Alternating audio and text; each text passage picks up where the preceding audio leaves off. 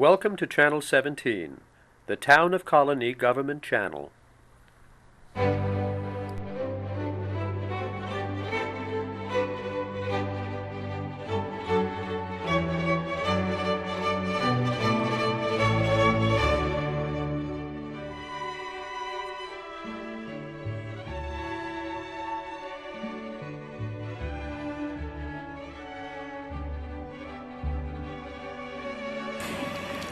Well, Cailin Brown is here. It's her fourth time here, our first four-time Noon Book Reviewer. I'm always happy that she wants to come back and always appreciate it.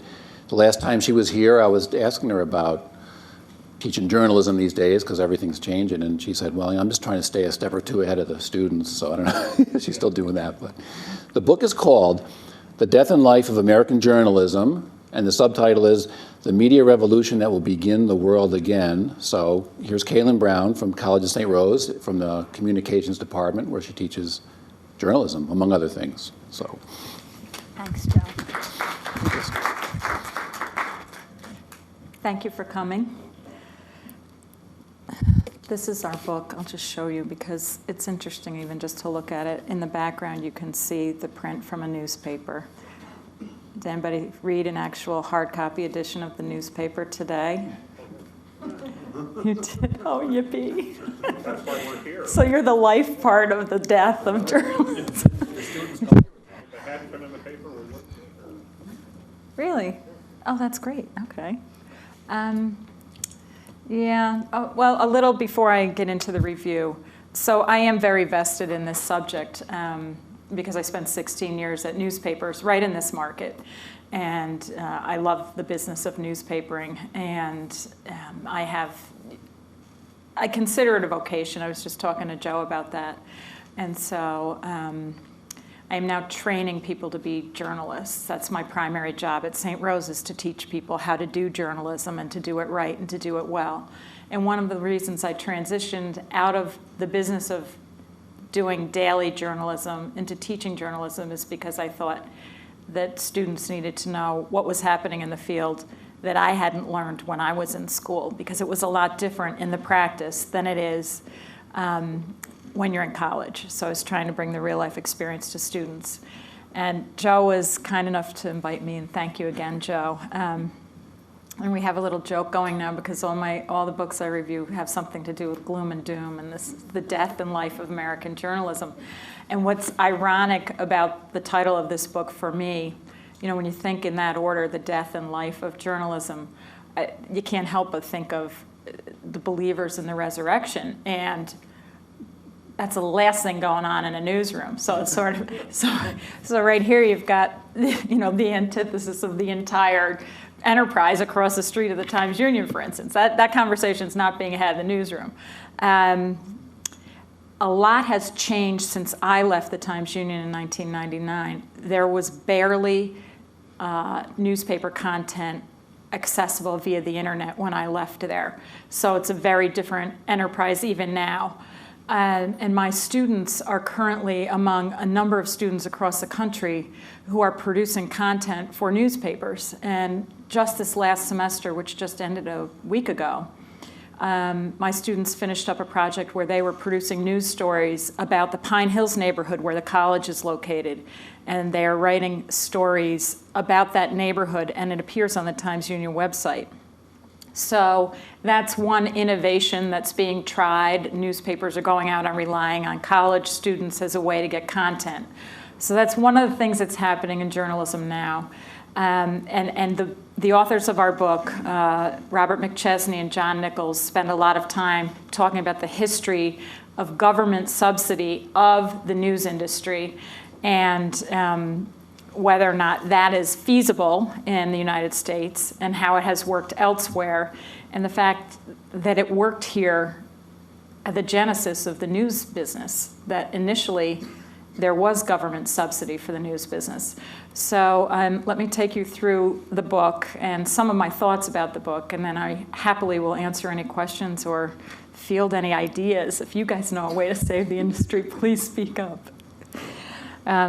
I love the industry dearly. So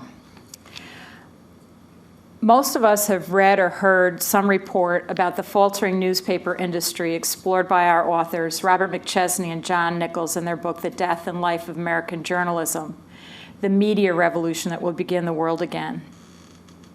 But what makes their work different and indeed controversial is Nichols and McChesney's prescription to save the industry via a government and taxpayer-funded bailout.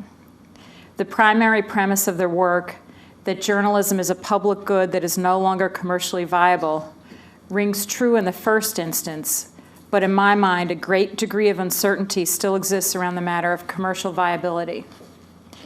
When the notion of government-supported media started to gain ground in this era of the internet, I was asked to comment on the viability of such an enterprise. Ironically, for a blog that covers the media, they had called the college and wanted someone to talk about, can this work or not?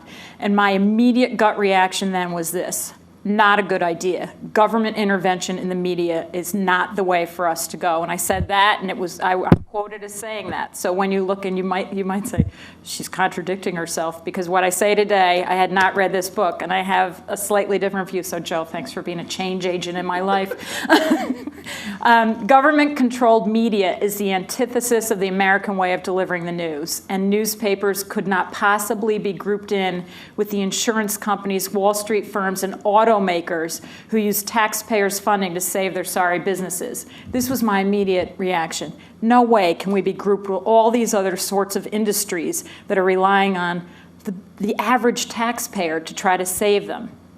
But after reading The Death and Life of Journalism, and in trying to assimilate the flood of information on the subject from conferences, articles, and books, including this one, I am more open-minded about the solutions our authors offer to find some sort of subsidy to help reinvigorate the press, particularly newspapers.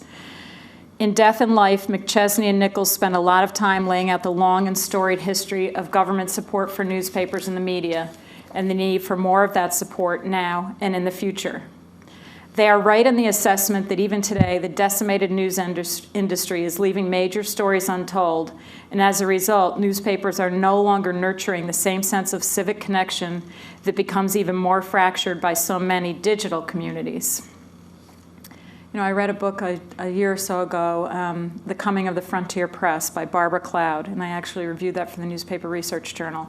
And in that book, it talked about as the press started to move across the United States, out west, and how communities formed around the press, and the press was near the railroad stations, and communities became viable in a large part because the media and the newspapers in those small communities were holding together those communities. They created their own communities.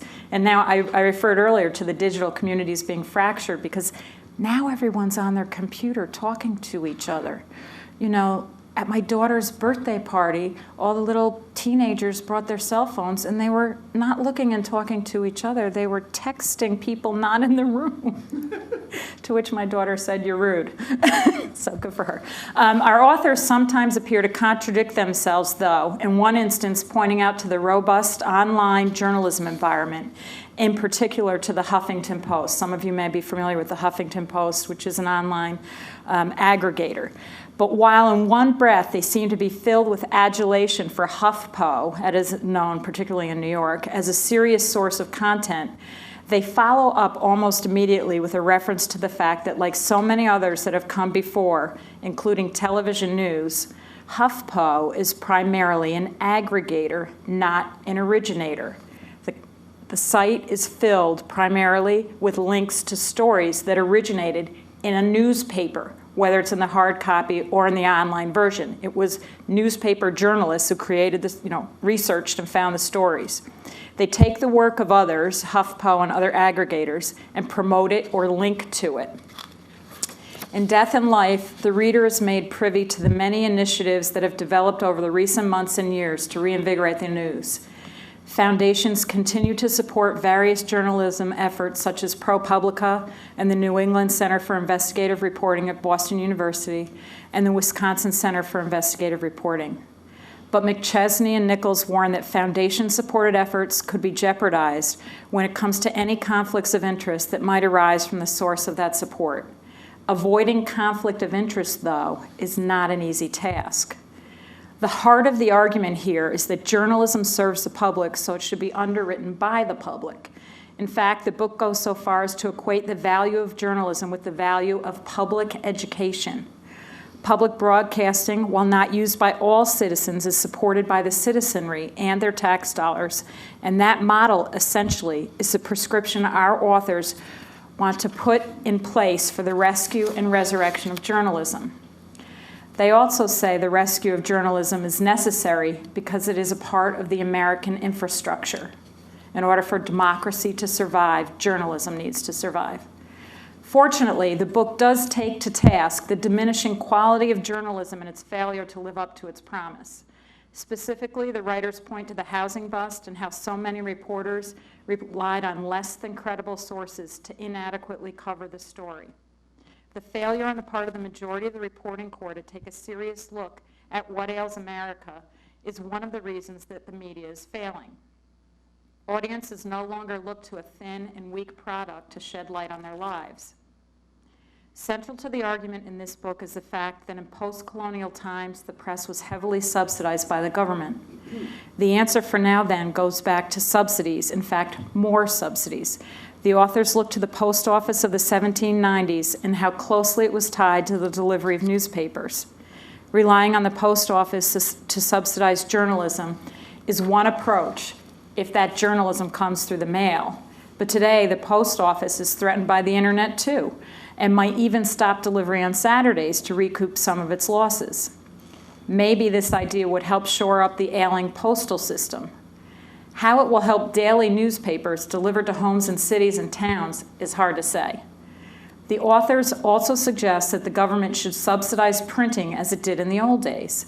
They point to research that shows that much of the journalism produced during this era of subsidies delivered quality to its audiences. The commercialization of newspapers is eventually what resulted in their current state. Profit-seeking newspaper owners and shareholders triggered a proliferation of products and a move away from a mission of public service. The conclusion from this recent history is that, our authors say, commerce is an open conflict with journalism, and journalism is losing. Their remedy for winning, then, includes a proposal for a multi-layered system that would grow from earmarked government programs and foundation-based underwriting. They suggest that a wall must exist between a subsidized media system and its right to oversight. Interestingly, they make note of the fact that the print product needs support until all citizens have access to the internet.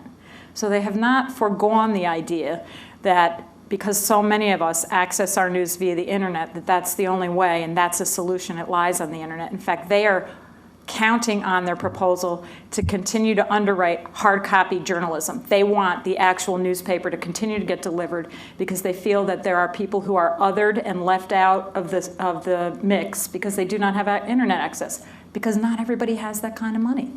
So they do suggest we could model the American system after countries like Sweden and Norway, where subsidies of the news industry work successfully. In Nordic countries, newspaper readership is as high as anywhere in the world.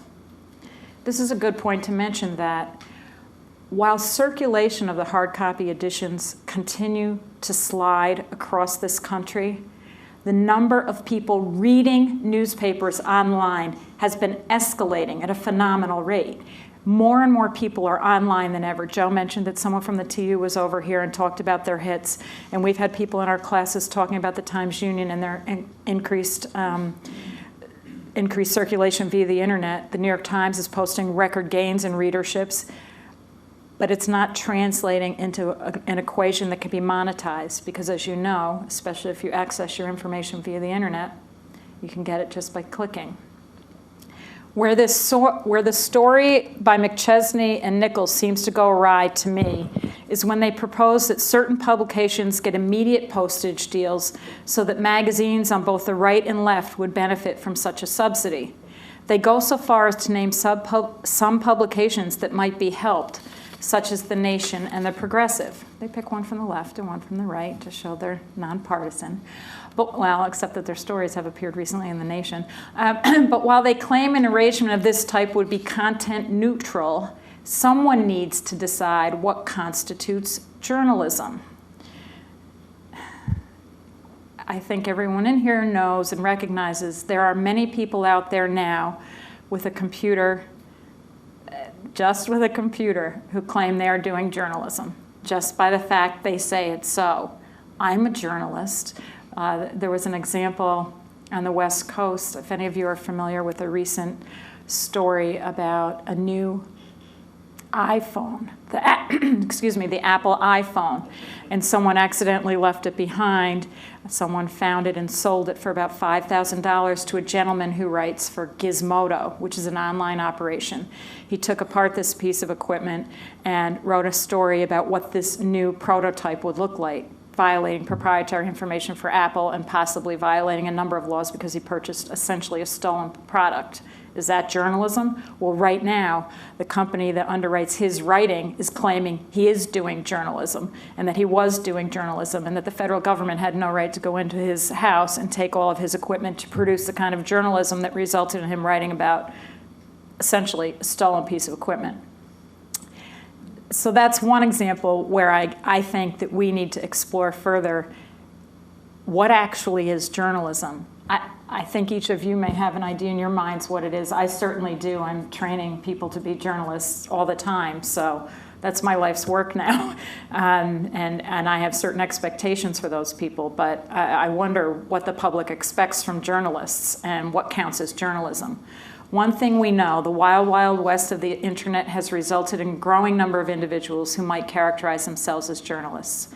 All do not warrant public subsidies, and certainly many citizens would object to underwriting particular efforts asserted to be journalistic. They also proposed in the book establishing an AmeriCorps-type workforce to fund a press apprenticeship program. Up-and-coming journalists would get initial subsidies to learn and practice the craft. The salary they estimated initially would be about $35,000 annually for these sorts of apprentices. Back in the day, in '82, when I started at the Troy Record, I almost made $12,000 a year. The authors project that some $90 million would be awarded to 2,500 young journalists in the field for the first year.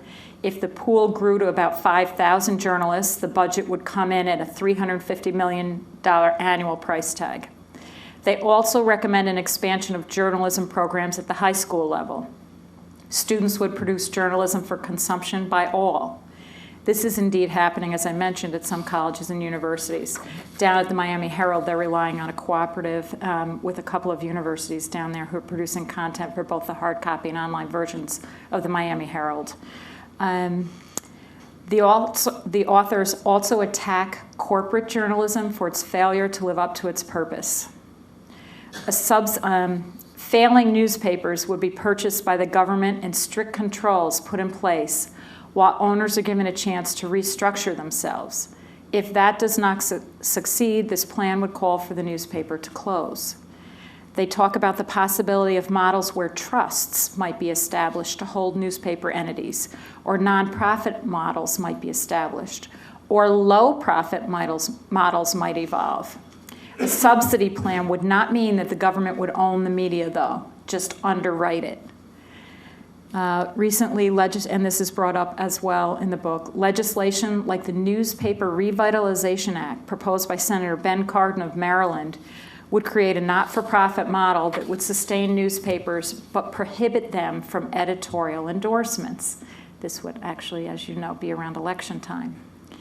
The industry and our authors object to this idea because what they see as a value to editorial endorsements. They think it gives a newspaper a particular identity and that it serves a purpose in the community. This reader has a different view. A newspaper could still build its identity without having to endorse a candidate. Strong reporting on candidates would certainly give citizens an indication of the best person for the job. Reporting, which is expensive and requires a lot of time. Researching, writing, re-researching, editing, all is a labor-intensive prospect and effort and takes an extraordinary amount of time. Wouldn't newspapers benefit, though, from more reporting than from editorials that tell people how to vote? That's the question. Who benefits more and how do they benefit? The author's argument on this front seems inconsequential to me. The book also looks to the world of public broadcasting and offers particular accolades to the British Broadcasting Corporation and suggests that the United States would benefit from a stronger public broadcasting model. Both PBS and NPR can serve the country even better since the demise of commercial news programming. So they see a chance to reinvigorate, boost up, make better PBS and NPR, all with the hope that they could rise to the level of what the BBC does and put forth the public good as the most important and not be a commercial enterprise intent on just making money. They look to the work of economists and suggest that the country needs a citizenship news voucher.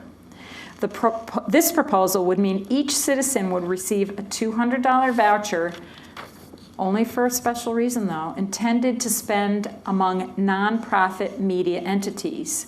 So you could pick and choose where you want your different $200 to go.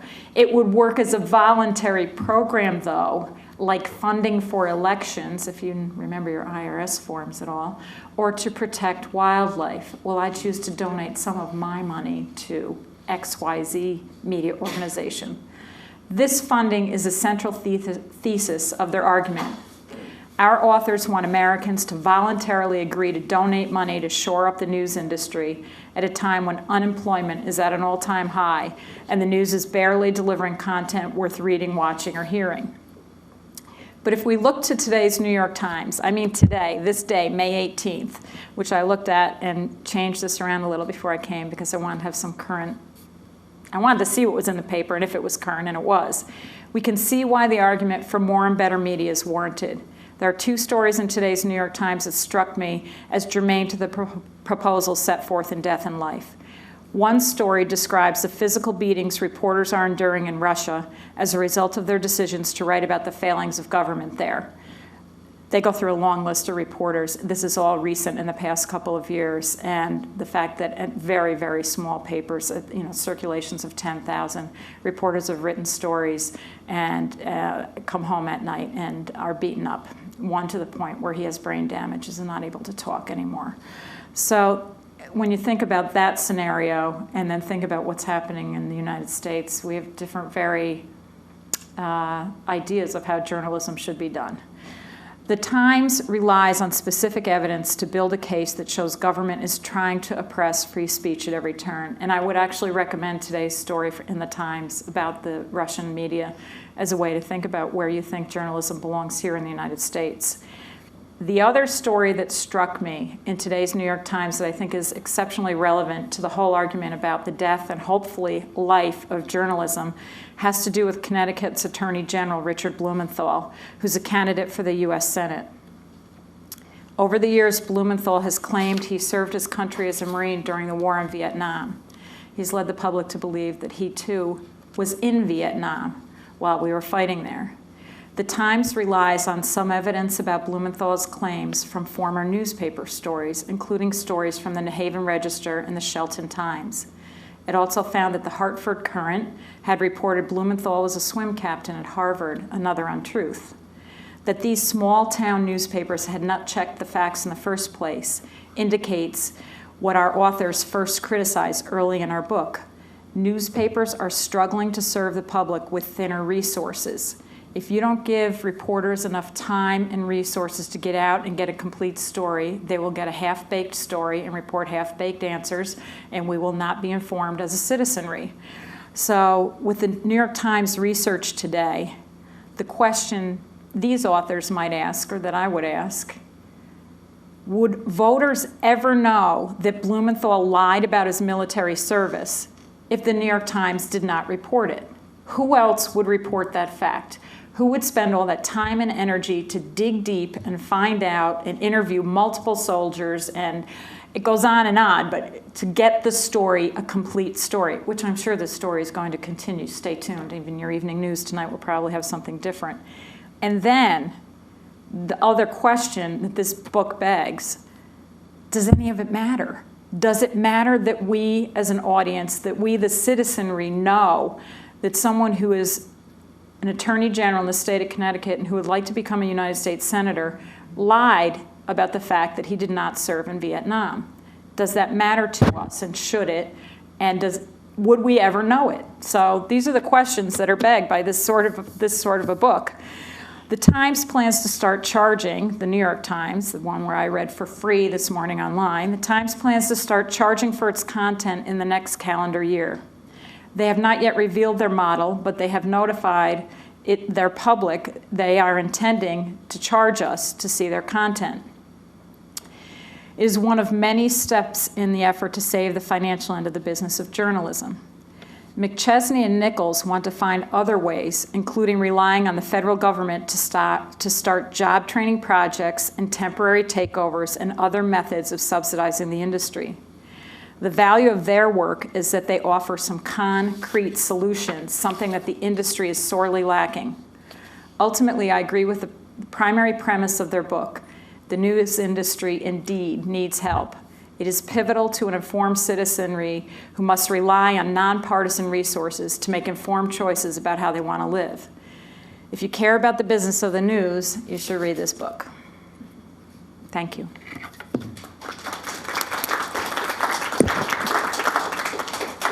May I answer any questions? Yes? Cailin, the online newspapers, didn't they first charge?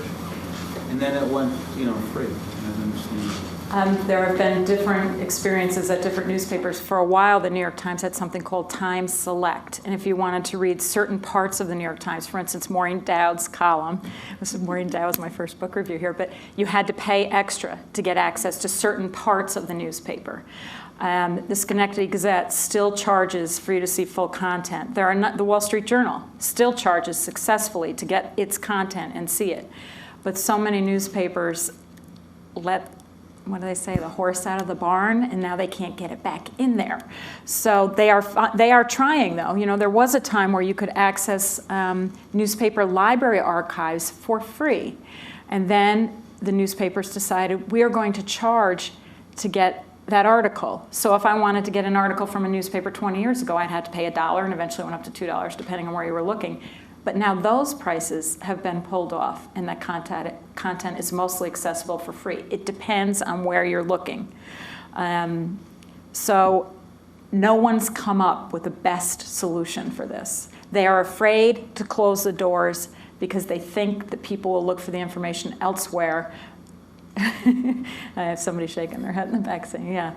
And people are looking elsewhere, but what I think the greater public is missing is that the information elsewhere isn't going to happen if the journalists aren't there to do it.